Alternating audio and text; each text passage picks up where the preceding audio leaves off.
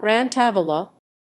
During the Middle Ages, the Gran Tavola Italian for Great Table was the largest Sienese bank.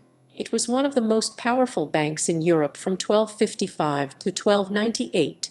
The Gran Tavola has been called the greatest bank of the 13th century, as well as one of the largest commercial and banking enterprises in Europe. The main branches of the Gran Tavola during the mid-13th century were in Pisa, Bologna, Genoa, Marseille, and Paris.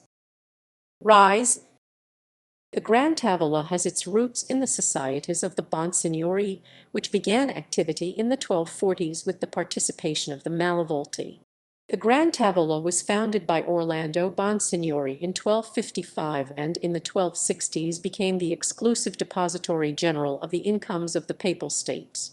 Pope Innocent Roman IV's 1243–1254 conflicts with Frederick Roman II, Holy Roman Emperor, had demonstrated plainly to the Roman Curia the importance of reliable and robust financial services relationships.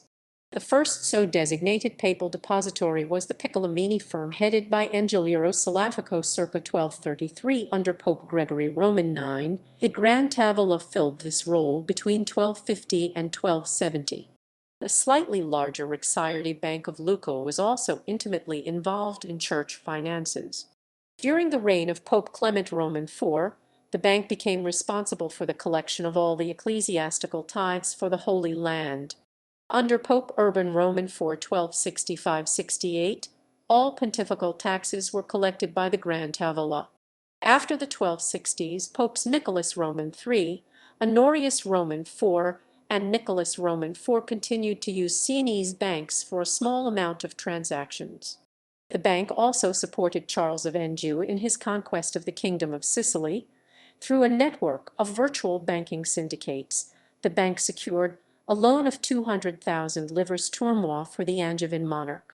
The Gran Tavola benefited greatly from Charles's victory over the House of Hohenstaufen, having previously seen its commercial opportunities limited by Sienese political support of the Hohenstaufen.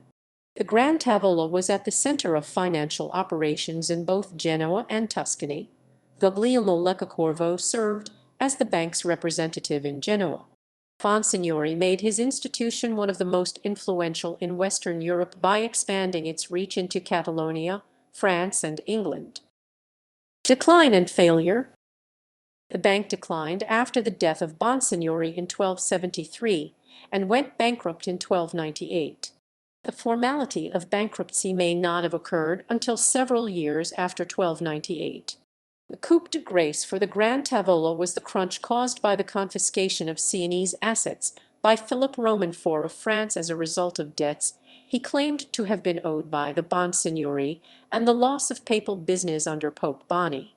The failure of the Gran Tavola was followed by a period of acute and sustained economic ruin in Siena, systemically spreading to several other Sienese banks.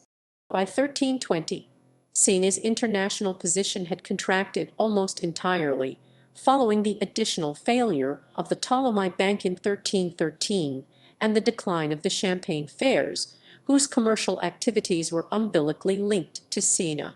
For example, Sienese institutions were not present in the Avignon exchange created during the Avignon. Pope Nicholas Roman IV lost 80,000 florins as a result of the collapse of the Gran Tavola, but the loss was mitigated by the overall weakening of Siena, at the time known for its anti-papal, though nominally Ghibelline, allegiances. Many years later, this loss served as one of the pretexts for the papal interdict of Siena.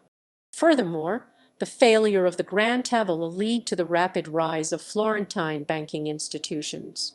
Under the leadership of Pope Boniface Roman VIII, the papal finances were transferred to Florentine banking institutions as well.